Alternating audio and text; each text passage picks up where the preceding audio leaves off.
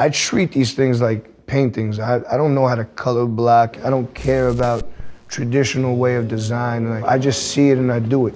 I feel it. Hello, everybody. This is Dr. Baklava, Action Bronson. This is my life in sneakers.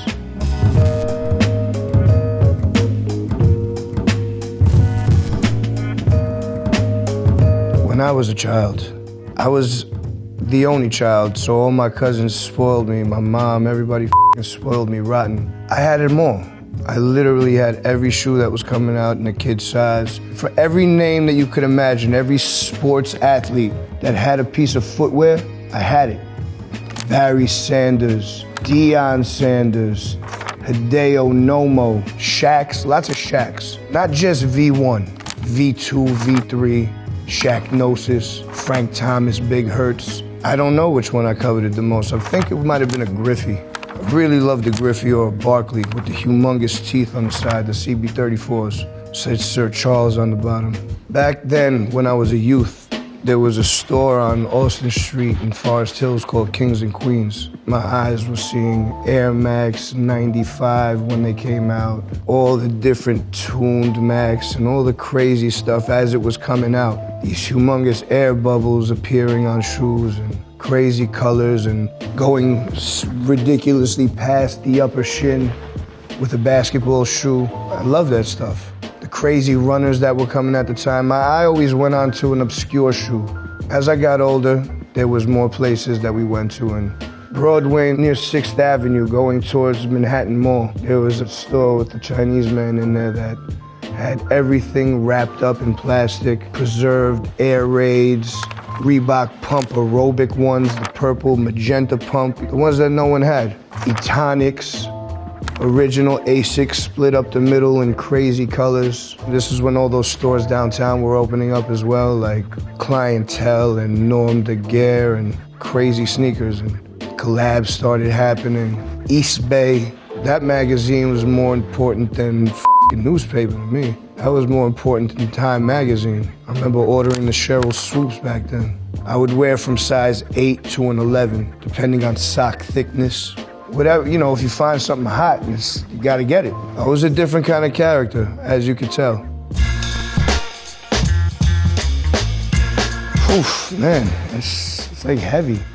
Just hurt me in the stomach. New Balance 992 has to be on there. Probably around 97, 98, my mother introduced me to the New Balance shoe. She was wearing them for foot comfort.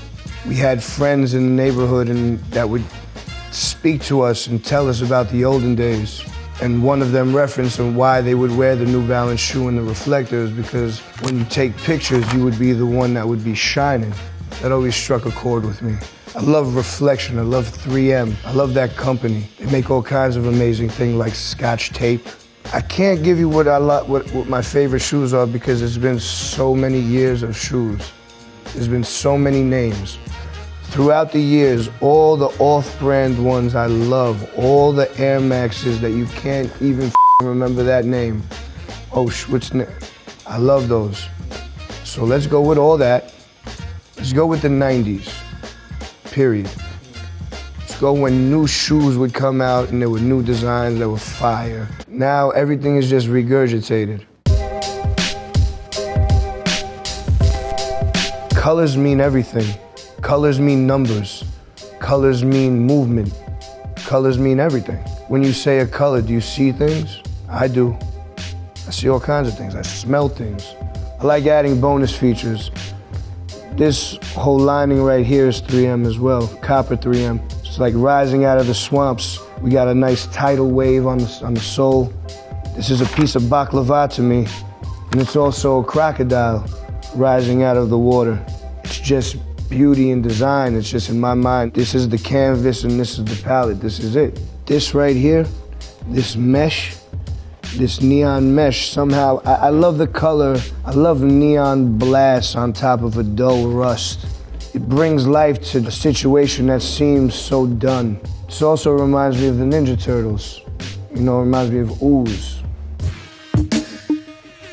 Man, I have 100 drawings on my iPad, on my phone. Just the way that I do pretty much anything is just overwhelms me. So I did a bunch of different colorways, and they send you the CADs and everything like that. I don't know how to do any of that type of thing, so I have a friend of mine who is a partner in crime, Aaron KR, one of the illest design dudes that there is around, very well versed in the sneaker world, so he knows what materials could be used where and this and that. We didn't have a long time, so I'm not gonna lie, I had to nail it on the first try.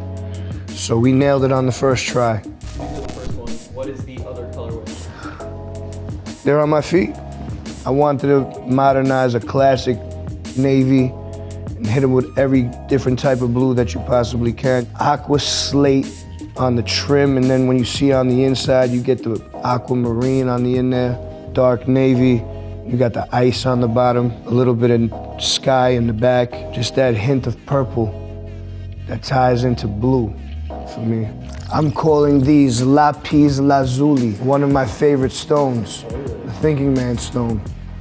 How many laces come with these? None. They come as is. I don't want you changing my shit. It's a painting.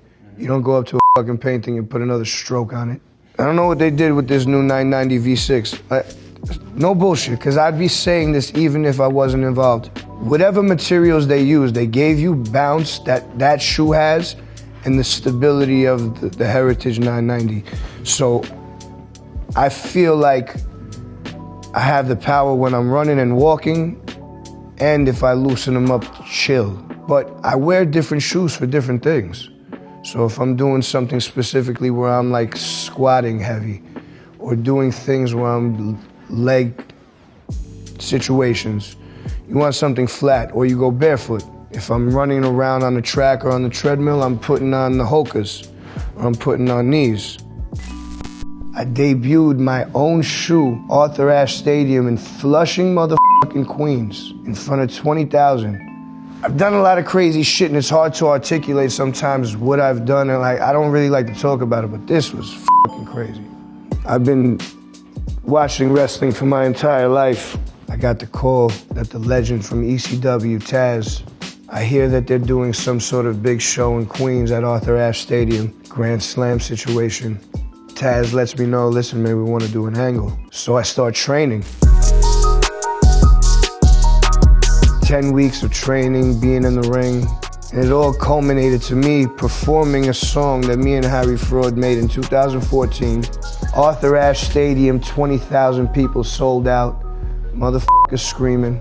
And then after I did the song, I got in the ring and I wrestled. I did moves, you know, I fucking did a running power slam. I showed athleticism, and it was all because of the grip that I had from the shoe. What's your wrestling future looking like? I'm training. You see all these medieval utensils around, so I'm always ready. If you stay ready, you don't have to get ready. Thank you, everybody, for checking in on this episode of My Life in Sneakers. It's your boy, sincerely, Flushing, Queens. My shoe, the 990 V6, Baklava, comes out in March. Keep your eyes out for it. Make sure. I appreciate everybody. I love you. Love yourself.